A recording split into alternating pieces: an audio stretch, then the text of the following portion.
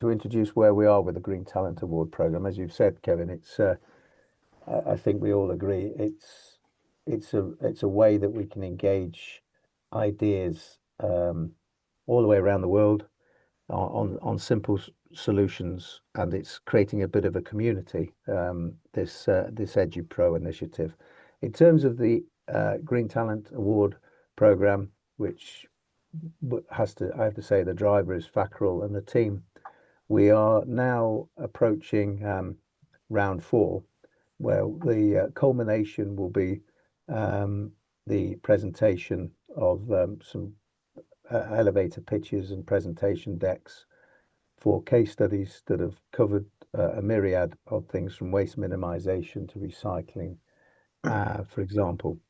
So we've gone through various rounds, and all the participants from 156 teams and 16 countries, and now we are sort of whittling down through the various rounds, and we'll be interested to see what happens at the culmination at Leeds University in November, with the unfortunately there will be winners, but everybody is a winner in this situation. It's the sum of the parts. So that's the schedule, and a lot of work has gone into it in terms of the groups and what they've presented, and they've created a community. So these are some of the unintended consequences of what we've created, sharing ideas.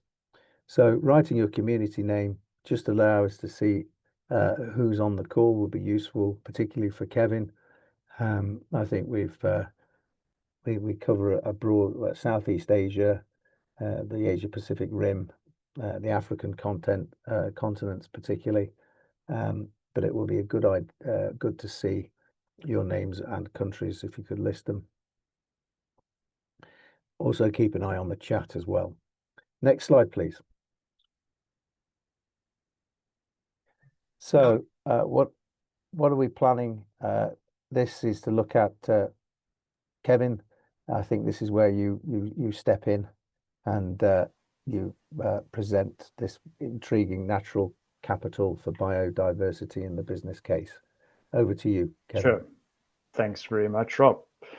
I actually thought I'd kick off the session today with a small anecdote. So I remember as a kid, we spent many of our family road trips in South Africa, traversing hundreds of kilometers every summer. And I remember sitting with my brothers, and I don't know if any of you have ever done this, but going around to the front of the car after a trip and looking at that front grille, and being kind of fascinated by all of the hundreds and thousands of insects that had kind of collected on that grille, anything from butterflies, moths, bees, etc.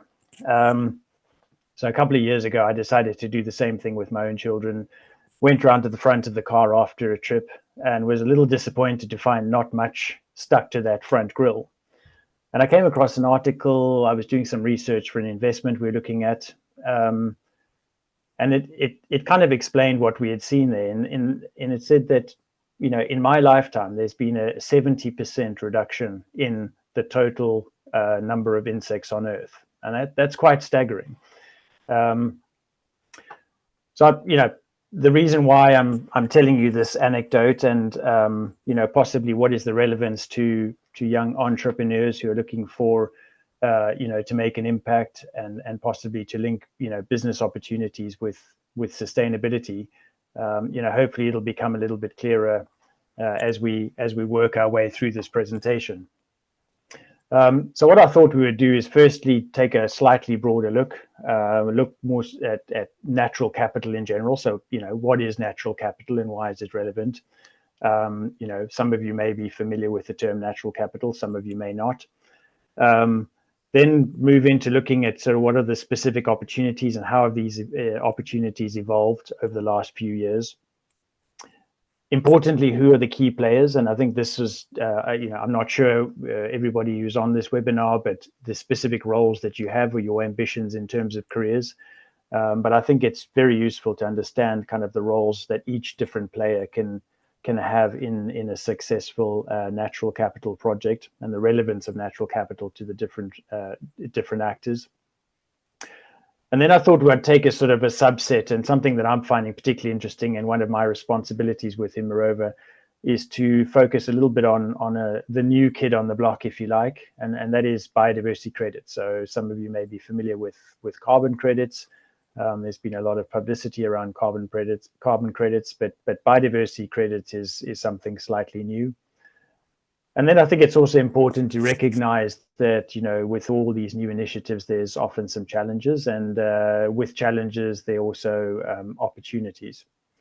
I just wanted to also say, as a sort of a disclaimer, that what's been presented today is kind of my own personal views on natural capital and biodiversity and biodiversity credit. So not reflecting the opinion of my official role or of Mirova.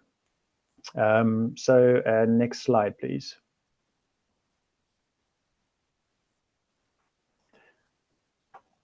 So I think for those of you who are not familiar with the term natural capital, it's important to kind of set the scene.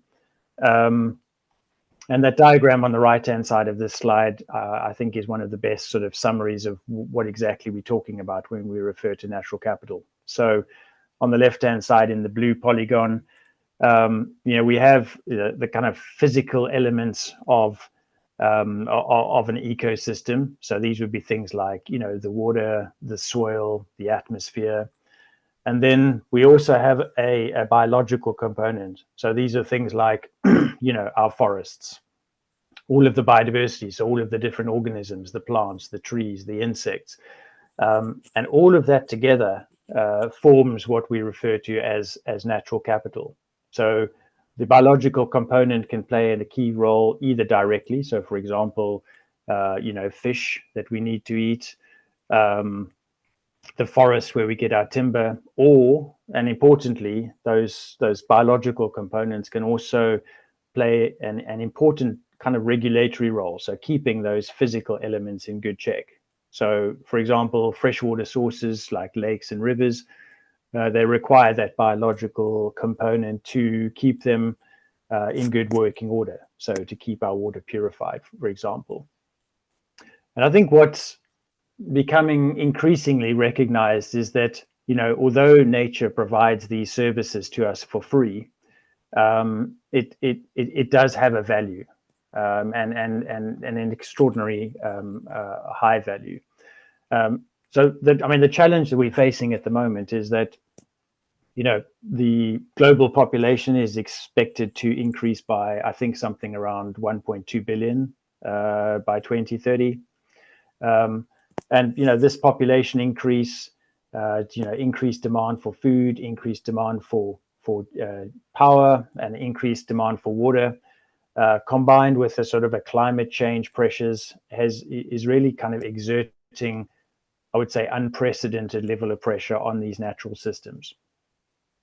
Next slide, please. And as I said earlier, I think the importance of these natural systems is now becoming more evident.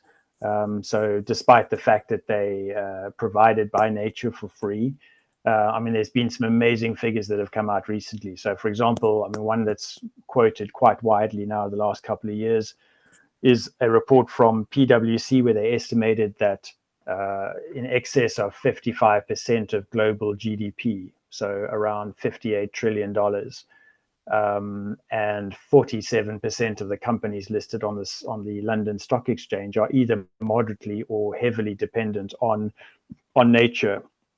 That is quite staggering, and I think if you look at that figure, it puts the importance of nature into context, and it also highlights the importance of natural systems in our economy. So essentially, what we're saying is that unless we become active custodians of our natural systems, there will be, and we're already seeing it. There will be a dramatic impact on the economies of the world.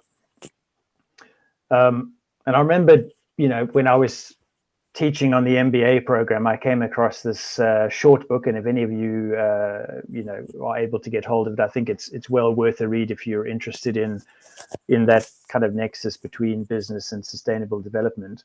It's a very short read, but a powerful one.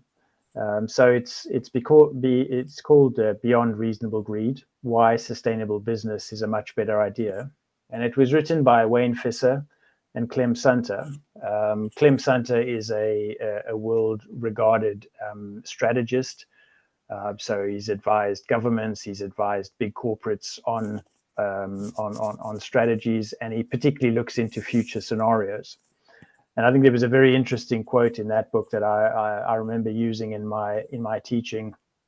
Sustainability is a new way of perceiving business, its purpose, its methods, and its impacts. And this is the important part. For companies that can adapt and respond to sustainability, there are new markets to capture and profits to be made. And I think this is really the heart of what we're talking about today, is that, this new opportunities within this the field of natural capital and biodiversity. Next slide, please. So I think it's quite important to kind of look back as well. So to look at the kind of evolution of the opportunities within the natural capital space. And, I wouldn't read this slide from kind of left to right, saying that, what we had in the past is on the left and what we have in the future is on the right. That's sort of not the intention of this slide. It's more a case of saying, what have been sort of the more traditional uses of natural capital and how is that evolving? And what we're seeing now is that these three different kind of call them elements of natural capital sectors are kind of working in parallel.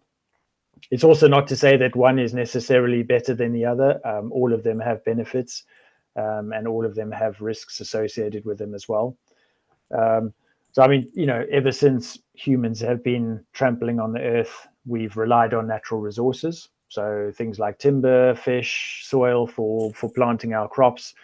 And, these have turned into, giant commercial enterprises and very important sectors, both in terms of supplying us with goods and services that we require. So timber for building, for example, food to eat.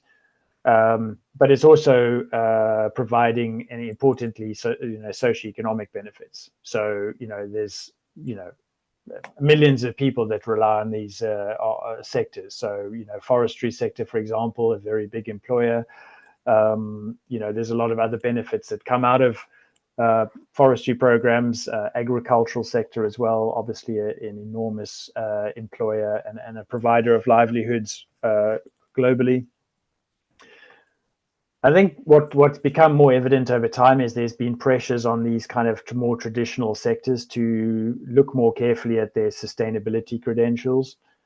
So, for example, we see the evolution of specific sustainability standards that are becoming more and more important for consumers. So, for example, you see the Forest Stewardship Council's certification for timber. That's quite a common one. We're also starting to see things in the fishing sector. So, for example, the Marine Stewardship Council for sustainable fisheries, etc. But part of that evolutionary process has also been a move towards like different types. So more moving a little bit away from not only having kind of extractive approaches. So, for example, fishing based on wild capture or fishing from freshwater sources, but a move into and a growing popularity within the sector of things like aquaculture. So whether that be offshore aquaculture, so mariculture, and that could be for finfish, it could be for shellfish, or you have the onshore equivalent as well. So within the African context, there's many large-scale onshore aquaculture operations, and these are all different forms of use of natural capital. And we're also starting to see, a big evolution in the space of regenerative agriculture. So agriculture has gone through a major shift. We're seeing things like organic certifications become very popular. And now, organic certification is quite limited in its scope. And we're starting to see now even a push further into, certifications that, supersede, I would say, organic. Organic is a fundamental base requirement. But actually looking after things like soil, regenerating soil, making sure that the soil is of good quality. These sort of certifications and standards are becoming more and more popular. And then, sorry, if we can just go back to the last slide, just the last sort of diagram on the right-hand side there is sort of probably the space that I operate in most often. We work across the first two sectors as well. But what we're seeing now is, the emergence of a new type of investment and a new type of business opportunity, and this is referred to specifically as nature-based solution, NBS. And nature-based solutions is pretty much what it says on the tin. It's the application of natural systems to resolve challenges. So, for example, that's an image of one of the mangroves that I visited recently. And, mangroves themselves, many of them have been degraded over decades.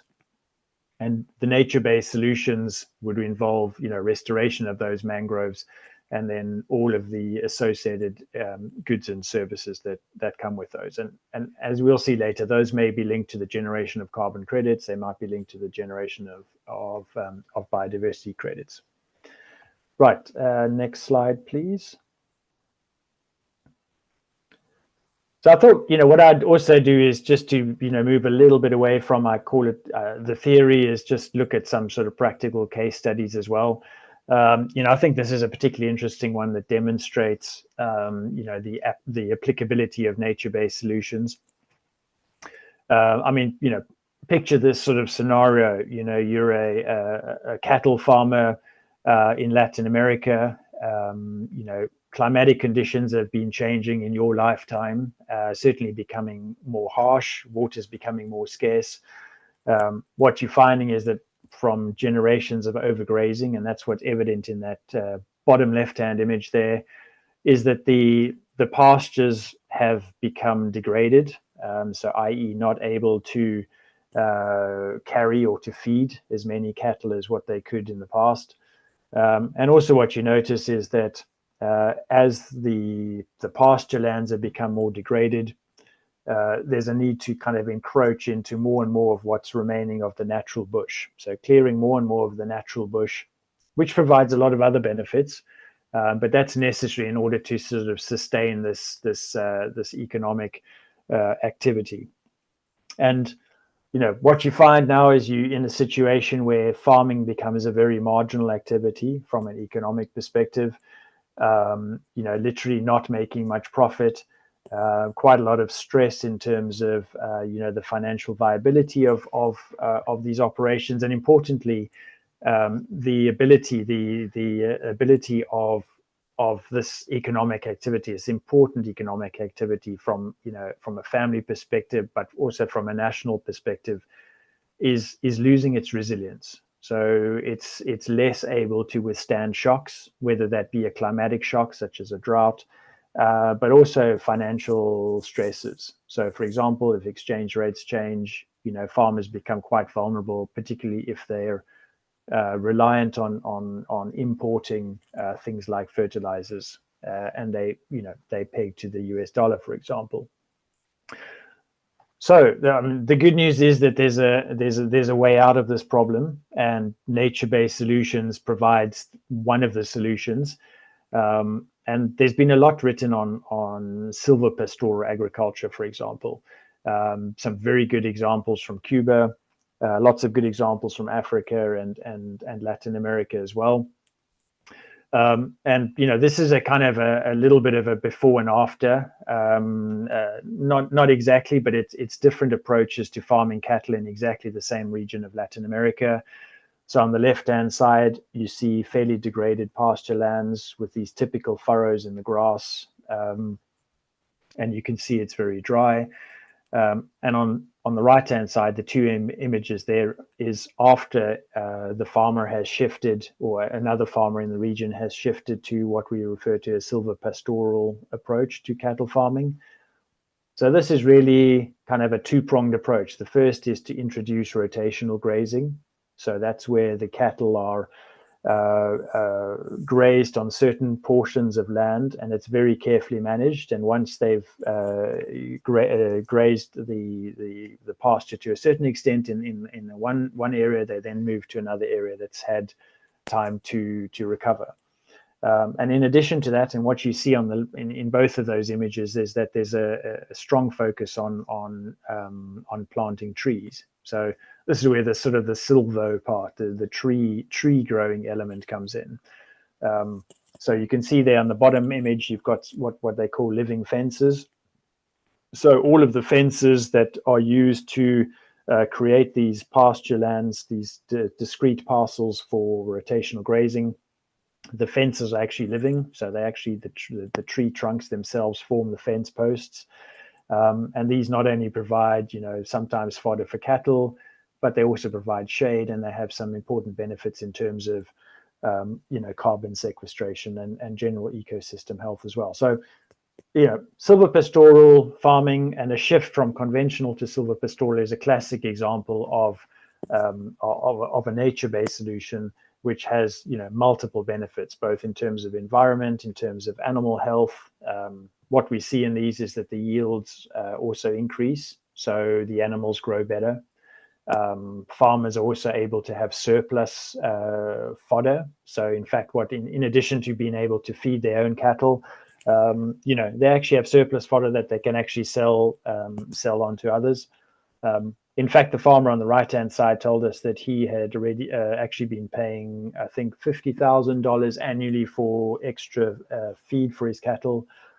And once he had shifted to silver pastoral farming approach, he's actually now generating tens of thousands of dollars from surplus fodder that he's growing on the land.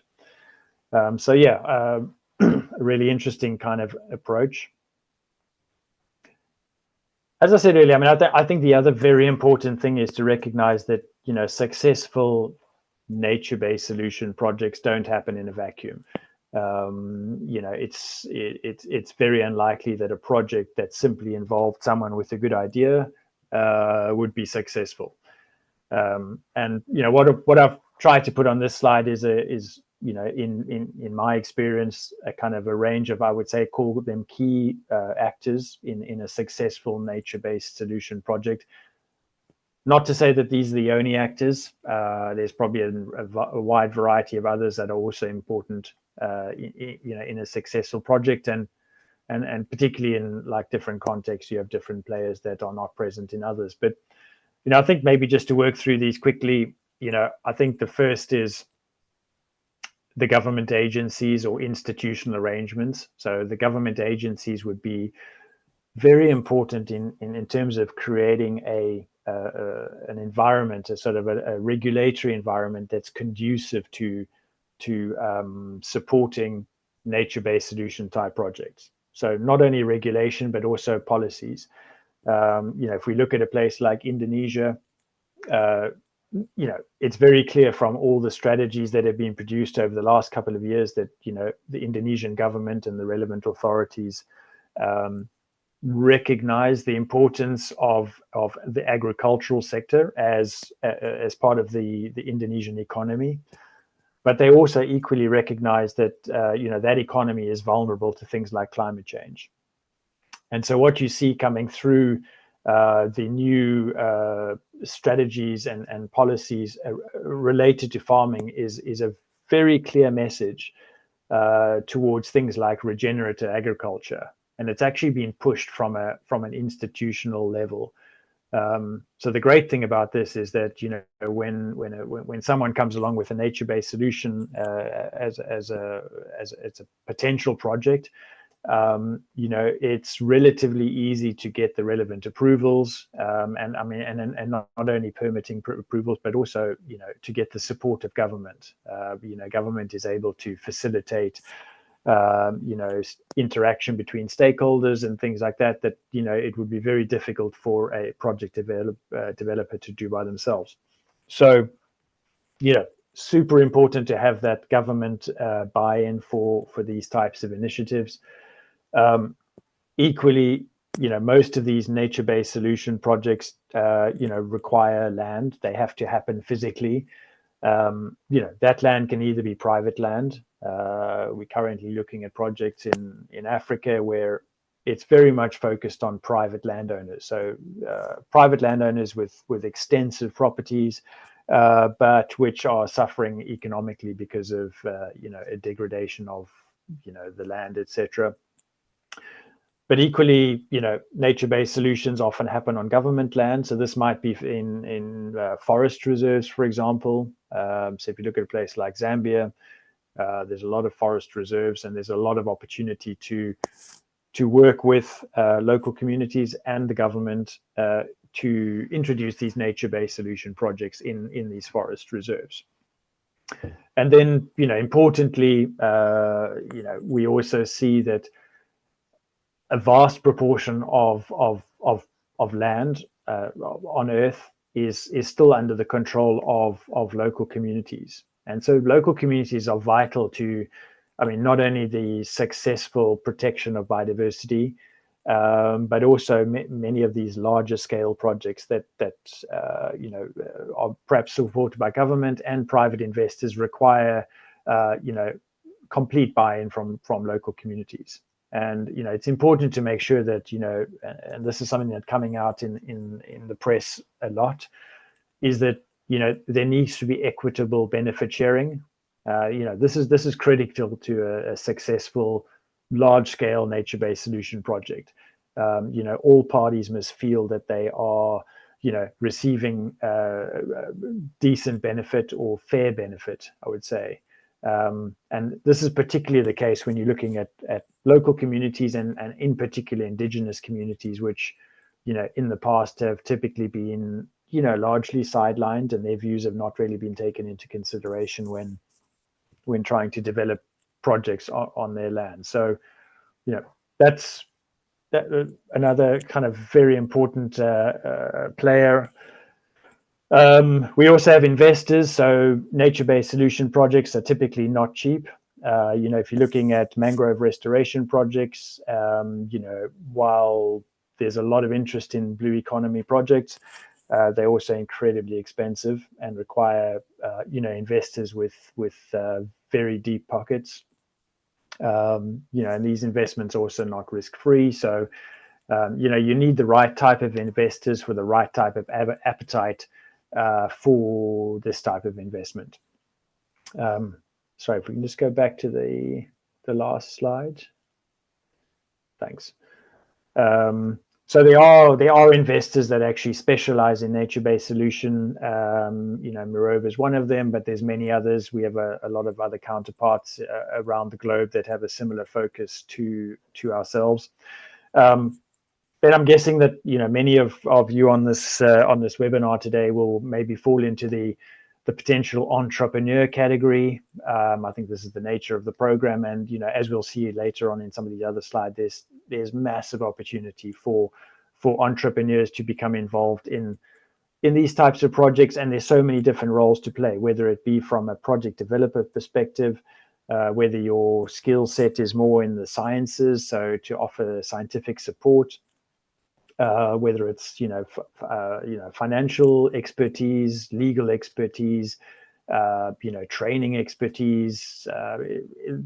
The opportunities are enormous for entrepreneurs.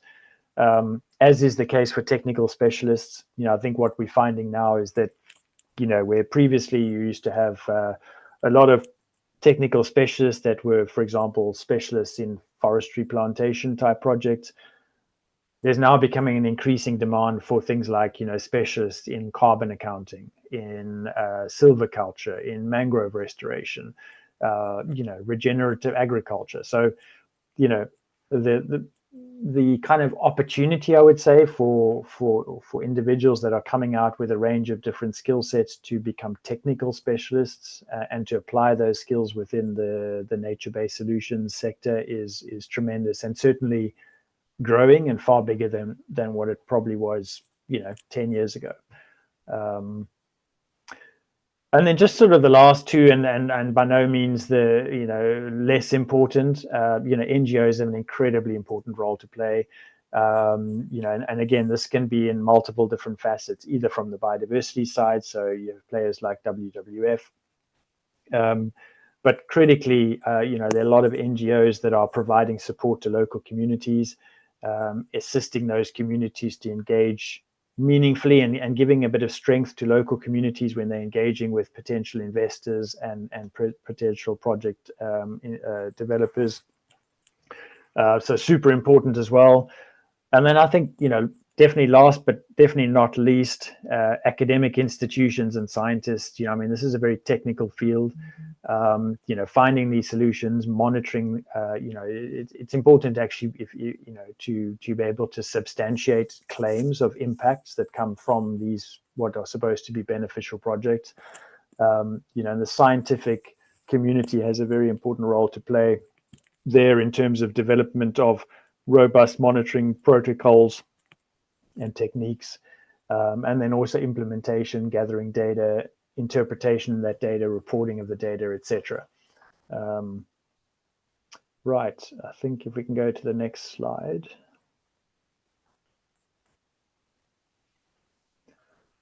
So, where we were is that, that's a broad overview of the natural capital space, and, a few little insights into the types of investments that could take place and opportunities for different players within the broader natural capital space.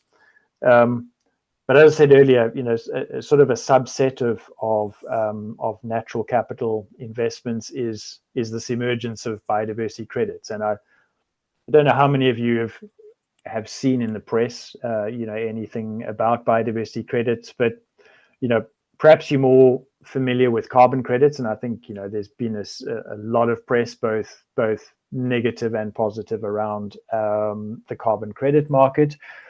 So biodiversity credits are actually very similar.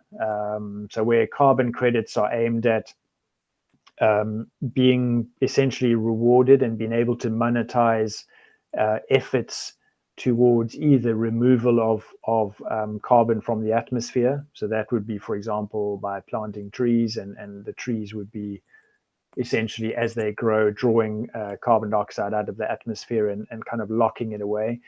And it's also, shifting from fossil fuels as energy sources to renewable energy sources. So, for example, switching from diesel or coal-based power to solar PV, for example.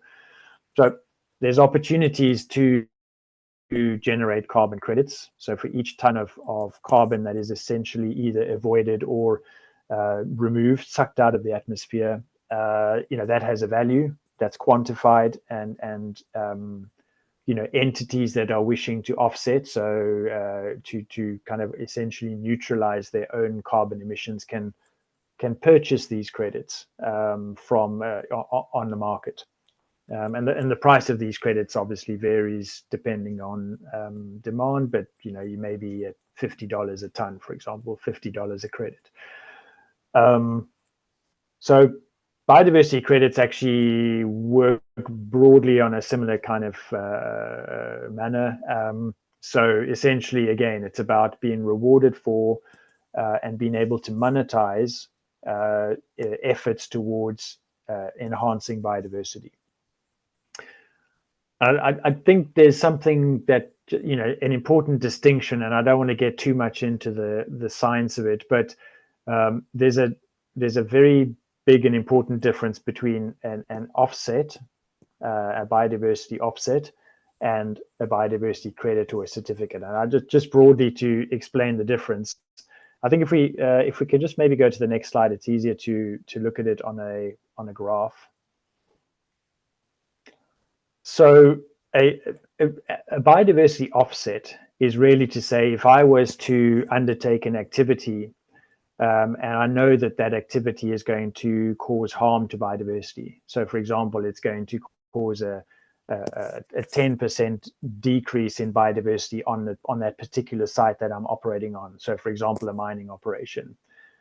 What I can do as a business is look for someone who has been looking after biodiversity, and I can buy a unit, and I can offset. So I can actually say that I need to make up for that 10% that I've damaged. I can actually make up, and I can effectively neutralize. So what that's represented by on this graph is the red line. So, you know, a development would cause biodiversity on a particular site, for example, to decrease, and through a mechanism of you know, buying a unit of, or a credit of some sort, I can actually say that my overall impact, I've damaged this site, but I've done some good stuff on another site, and so my overall net impact on biodiversity has been neutral, and that's represented by that yellow dotted line.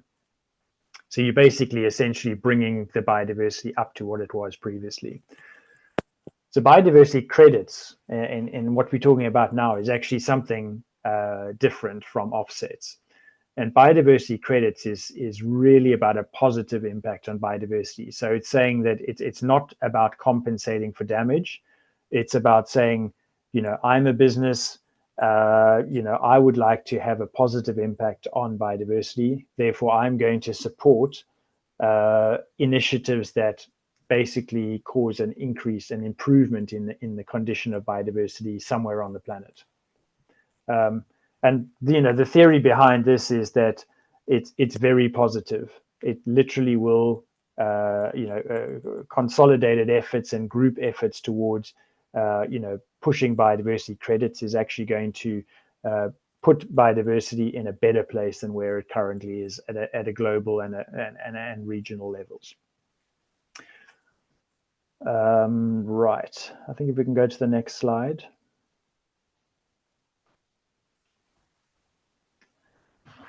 So I guess, you know, the question for anybody who is looking to invest in this sector or who is looking to play a role in the sector is, you know, what is the future of the sector? You know, I mean, why are we confident that there's any substance behind, you know, biodiversity credits?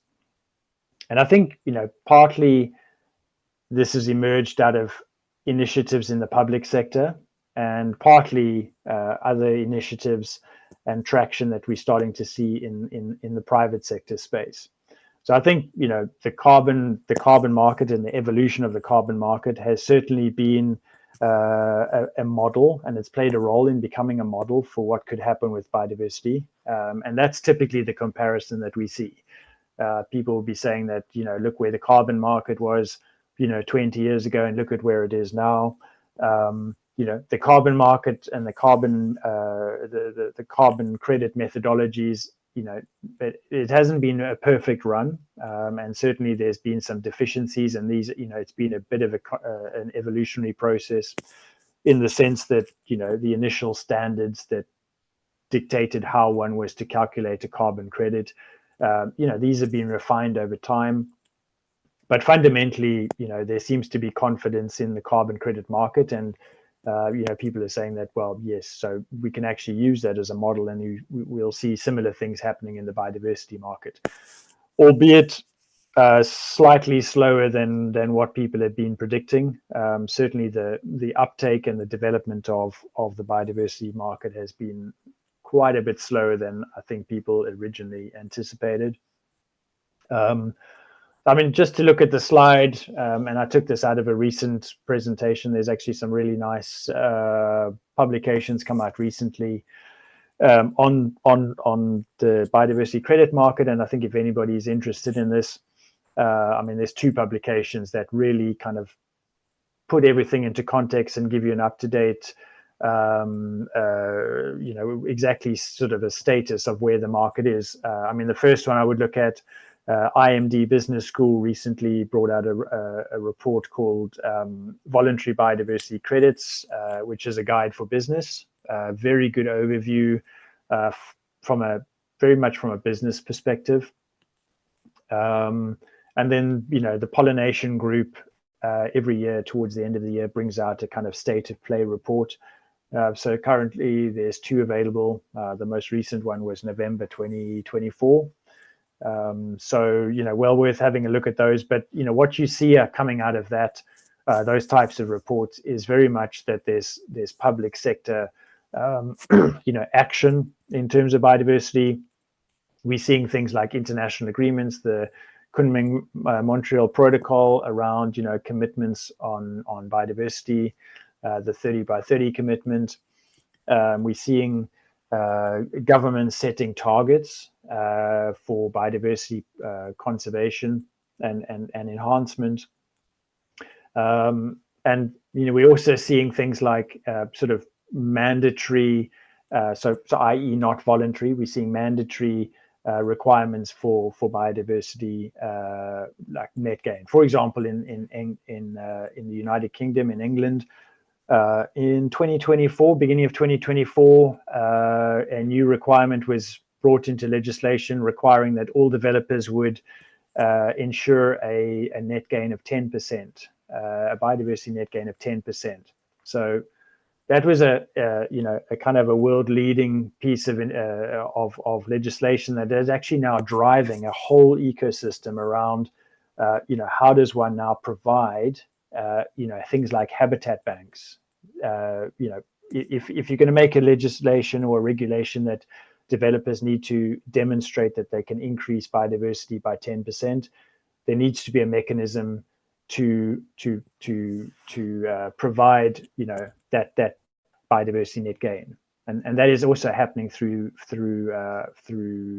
biodiversity units that have a market value. They actually have a published market value. So if you go onto the DEFRA website, you can see that depending on the different type of habitat, the value of one of those biodiversity net gain units, as they call them, I think in conservation areas, they're ranging from about £24,000 up to about £160,000 per unit. And that will depend on things like the conditions. So riverine units are worth more than grassland units, et cetera. But, fundamentally, there's some signals from the public sector saying that, biodiversity is recognized as being important. We saw earlier on, how important biodiversity and natural systems are to GDP. And I think, this hasn't gone unnoticed. And then on the other side, we look at what's happening in the private sector. So certainly you're having companies that are, certainly aiming to meet the demands of their consumers. And you're seeing a lot of, prominent companies putting out targets or ambitions in terms of nature, particularly around, in supply chains and particularly within the commodities. So, I mean, these are good signals. The SBTN, we've got science-based targets related to biodiversity that have been adopted by companies. So, lots of good signals coming out, both from the private sector space and then also from the government sector. And, I think this combined with an increased awareness, we're having conversations like the one we're having today. I also joined through Mirova. We're a member of Finance for Biodiversity Initiative, which meets quite regularly in London. So you get a lot of players within the financial sector are meeting together to discuss ideas specifically around biodiversity, which is, all, I think, a very positive sign in terms of, where this is heading, and that, we are likely to see the evolution of a true biodiversity credit market, much the same as what we have for carbon credits. I think if we can do the next slide. So the million or billion dollar question really is kind of what is the size of the market? And, I'm not going to go into the details of this slide. I mean, fundamentally, what the slide is saying is that no one really knows is actually the answer. We have some examples. So, for example, we know, and what I said earlier is that we have some published values, for example, of biodiversity net gain units in England.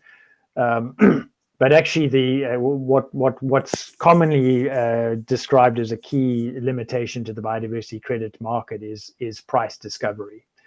So no one really knows what a biodiversity credit is worth, and even if you look at the estimates of what the total value of biodiversity credits that's been sold to date. Again, we can look at the Natural England has said that they in the first year since they brought in the legislation, they sold the equivalent of around £200,000 worth of biodiversity net gain units. That's not really that significant. The latest pollination report also provides a very wide estimate of what the value of biodiversity credits has been sold globally to date. And the range is something from around $300,000 up to over $1 million. So it's very difficult to say what the true value is. But the World Economic Forum has said in one of their recent reports, so 2020, that the biodiversity business in general is worth potentially $10 trillion. So I think no one really knows what the market is worth. I think there is still a very positive sense that there's a lot of opportunity in the sector, but I think this discovery is taking longer than expected. But the types of initiatives, so being driven by legal requirements, so such as the requirement in England, might help to catalyze a little bit of action in the voluntary market. So the voluntary market being requirements that are not regulated, i.e., businesses wishing to demonstrate positive benefits towards biodiversity. And I think the other thing that's becoming important is to look at the number of standards that are coming out. So, I mean, there's a lot of prominent standards, Verra, which is, and I'm not sure if any of you are familiar with Verra, but Verra is essentially, one of the prominent carbon publishers of the carbon standard. They have their own nature framework. We have things like the Wallacea Trust that has also produced very credible biodiversity credit standards, as has Plan Vivo, another carbon market player. So all the signals are there, but it's just going to take some time. I think if we can go to the next slide, please.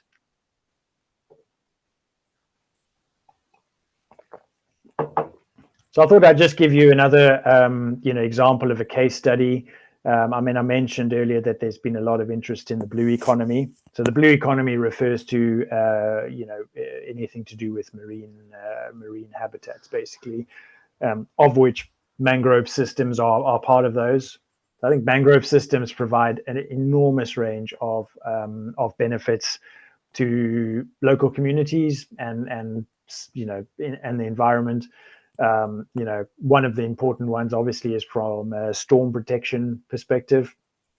So generally, by the nature of where mangroves are located along the coastlines, often mangrove systems have been cleared either, predominantly for aquaculture operations. So this is one of the common reasons for these systems disappearing.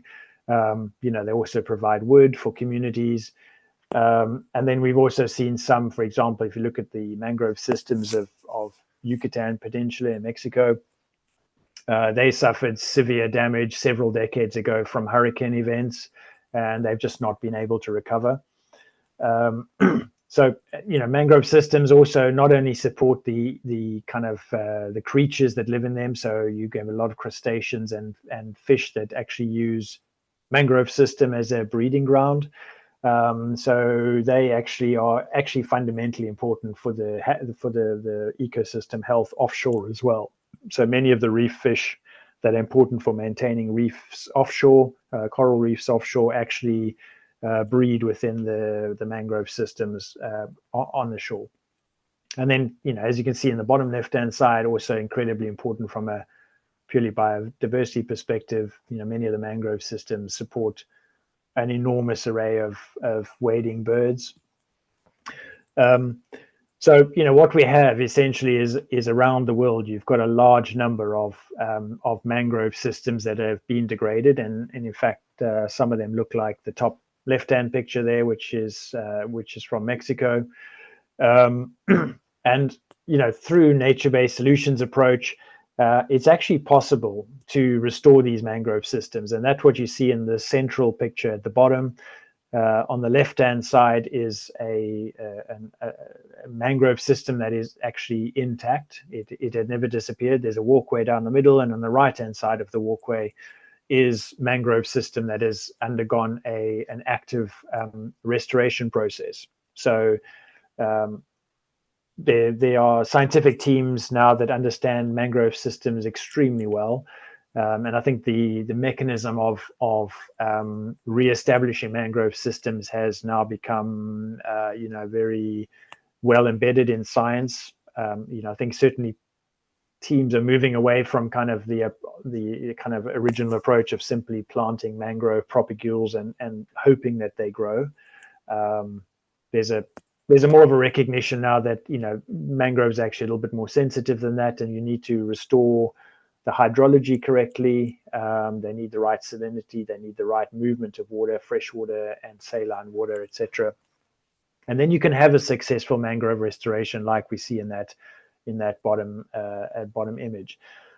And so coming out of this type of initiative, if this was a nature-based solution project, there's so many different benefits that come out of it. And typically these kind of projects would be funded by generation of carbon credits, but in future we might also see either biodiversity credits being tagged on top of carbon credits, or else you might find that biodiversity credits become quite an important part of the funding stream for these types of restoration projects. And if you just look at all the different types of benefits that come out of these projects, often mangrove systems are based on communal land. So there's financial benefits of communities in terms of sharing an X percentage of the profit that comes out of carbon credits. And these can be extremely big numbers in terms of community, typically set up in a community trust, for example, that would then deliver benefits to communities.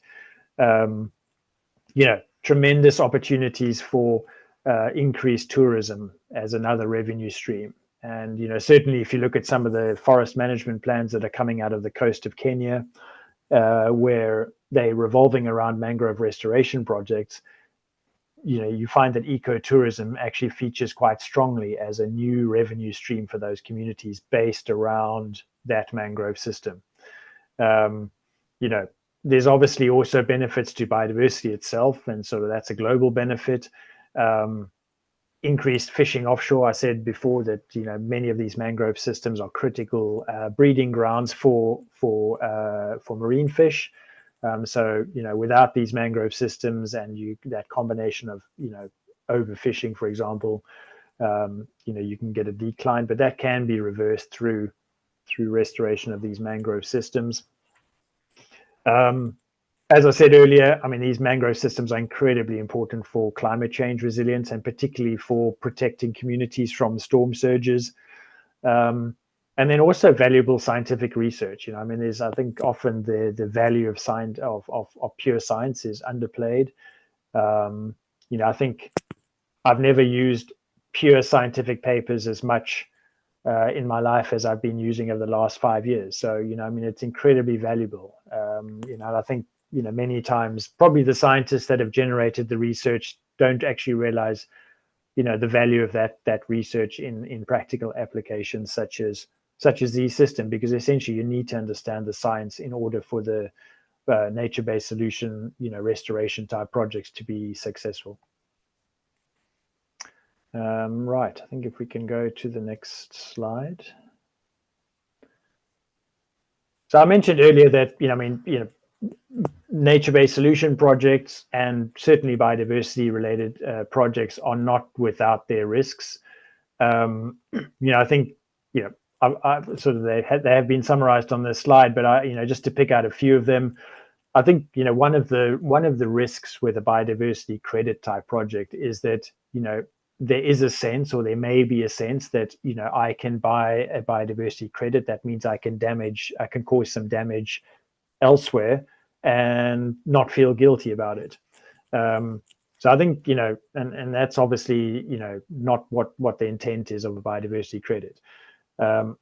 So, you know, it's very important to ensure that, you know, the integrity of the buyers of biodiversity credits is in place. And we see this in the carbon market as well. There's a very strong focus on ensuring that buyers of carbon credits comply with what we call demand side integrity policies. So, you know, that they would have to demonstrate other commitments. So they implement a hierarchy, try and avoid emissions as much as possible before buying up credits to kind of neutralize any residual impact on the carbon side. Similarly for biodiversity, you know, buying up biodiversity credits is not a license to damage biodiversity. They should really be used as a net gain, and there needs to be that level of checks and balances in place to ensure that, you know, the growth of the biodiversity market doesn't actually inadvertently result in you know, an increase in damage to biodiversity. And I think the other important one is, you know, there's obviously a lot of social benefits associated with these types of projects, or there should be. And very much there should be a focus on like equitable benefit sharing. But equally so, you know, because these projects rely on land, there's certainly a risk that, you know, a project with all good intents from a biodiversity perspective could potentially have some negative consequences on communities. And this isn't new, you know. I mean, we've seen the same types of things with conservation projects, you know, establishing, for example, reserves can have negative consequences for communities that are now excluded from areas that they've previously had access to from a livelihood perspective. So, you know, very important from a risk management perspective to ensure that, you know, the social safeguards are actually in place. And just something else to pick up on, and I think, you know, this is going back to, you know, who the different role players are and what the opportunities are. Monitoring carbon projects is scientifically challenging, but the methodologies have been established, and they're quite well established. Monitoring biodiversity is very challenging. You know, there's not one size fits all sort of approach. So, you know, you need to tailor your monitoring approach. So how do you tell what your uplift or your benefit of biodiversity has been? You know, if you were to do that in the UK in a particular habitat, your specific approach might be quite different to if you were doing it in, you know, the Sundarbans in India, or if you're looking at the Pampas grasslands in Latin America. So, you know, there needs to be a focus on the monitoring. The monitoring can be very expensive as well. So what we're seeing now is the emergence of a lot of technology, some of it AI driven, looking at clever ways of basically interpreting data that exists and linking that to you know, to biodiversity impacts. So, you know, another opportunity for entrepreneurs to enter the space. Next slide.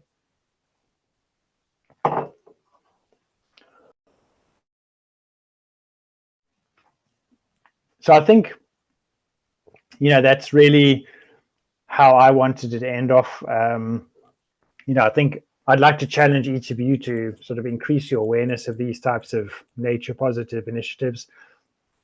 I think be mindful of the impacts of your investment decisions on natural systems and your business decisions. And I think also, you know, as entrepreneurs, you know, consider how your organization or you can become, you know, become part of a solution towards this kind of global challenge of, you know, restoring natural systems and in particular biodiversity. So thanks very much for your time. Happy to answer any questions.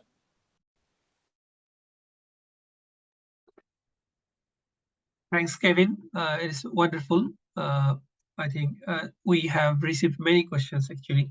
So I'm assisting you with one by one, please. I know you have another meeting soon, so we'll be taking few questions, and then we will be if we have any leftover questions, then we'll be using our social media to take the question, and I will forward those. If you have, we'll go through those. I think, Jack.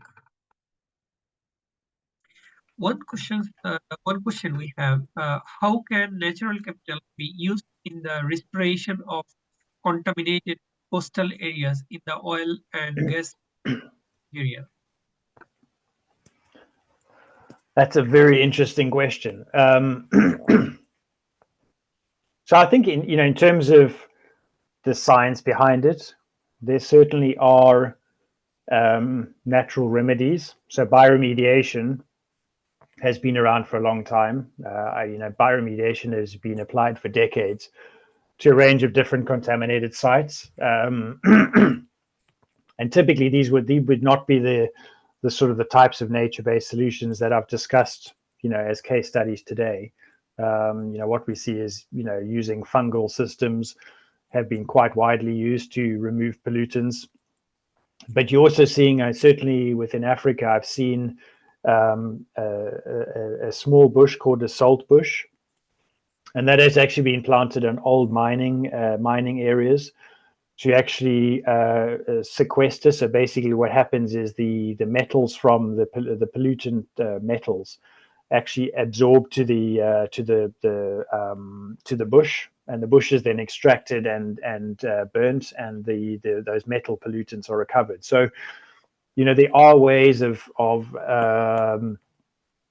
using biological systems for remediation, and there's pros and cons. So there's always the trade-off between, kind of call it a nature-based solution for bioremediation versus and there always are technical options. So there's a range of purely engineered options that can be used, and whichever solution is right depends very much on the context. There's always a trade-off. Sometimes the biological systems work very well. Sometimes they have unintended consequences. Sometimes they take too long. It depends very much on what the future land use is. Sometimes maybe they don't meet the requirements. But certainly there are natural bioremediation options, and then subsequently, once the pollutants have been removed, then there's the opportunity to actually restore those lands to their former ecosystem types. Rob, it is over to you now. Kevin has another meeting after 10 minutes, so we'll take 10 more minutes if Kevin is allowed currently. And we have actually received many questions and very interesting questions. I think I will be sharing with Kevin later, and we'll be sharing those answers in our social media. That's great. Just one question and a wrap up. I find it intriguing. I come from a background where I'm sort of a poacher gamekeeper, because unfortunately I was creating great voids, landfilling, and then extracting. So, and our approach was that we'd always have to offset what we did with a sort of restoration plan and create an amenity. But I can see a bit of a tension here, where the rewards for biodiversity credits will almost provide leverage to mineral extraction operations and landfill operations, for example, to secure the rights and planning, when they should actually be looking at alternative methods such as waste minimization, recycling, and using alternative minerals. And I can see that they could sort of almost use the opportunity to monetize and put schemes in to show a beneficial impact on a natural-based solution, take a monetary reward, but ultimately what they should be doing is not extracting and not landfilling. So how do you balance this tension between the exploitation of the biodiverse credit market, and it's happened in the PRN market, package regulatory notes, and it's happened in the carbon credit market. So I think to some extent the answer lies in the establishment of the standards and the right requirements in the standards to prevent these kind of perverse outcomes of this type of market. And you see this in something like, for example, I mean, the carbon market, it could be argued that you could have the same thing, saying, well, I could deforest, for example, and then I could claim to reforest and get carbon credits for it. So I could, effectively, the model would be, I will deforest a place, extract all the timber, get all the value from the timber, and then I'll get a sort of a double hit, because then I'll go reforest that and I'll get the carbon credits. But what's built into those standards is a mechanism to say that you may not generate carbon credits from land that was deforested within X period. So I think this is the same type of approach, and you would need to have also demonstrated that you've applied the hierarchy. So have you minimized? And I think this is what certainly investors are looking at, and it's part of that demand side integrity policy as well, is to say, have these developers done all that they can to avoid, reduce, mitigate, and then it's this becomes partly a responsibility of all the different players in the mix, from the government entities, the standard setters, the investors, etc., to make sure that these type of. But you're right. I mean, these things are open to abuse, and the necessary safeguards need to be put in place in a variety of different ways. I really appreciate the time out, and I think everybody unanimously, it's one of the best webinars I've had the privilege of listening to for a long time, and that may be because I've got an interest in it. But even if I didn't have an interest in it, I know you would have now. Found it really enjoyable, very practical, and gave us an insight in some of the macro evidence out there to support this approach of natural-based, nature-based solutions. And thanks for taking the time out, Kevin. And I hope everybody on the line, I know I enjoyed it. And good luck to the Green Talent Award programs, and hopefully this stimulates something, leaving a legacy behind. I remember living in Johor Bahru in the mangrove in the jungles, and we had a quarry out there. I'd pick a honey mango from the tree, and I would have langoustine from the river. I'd eat with my left hand. I would have a workforce which was half Buddhist, half Islamic. We all got on. We looked at the stars in the sky, and I would see an 89-year-old individual rowing a boat up the mangrove who looked like a 24-year-old. Let's put it in context. Nature is here to support us, and all the best things in life are free. Very true. Yeah, and I enjoyed it immensely, and really thank you, Kevin.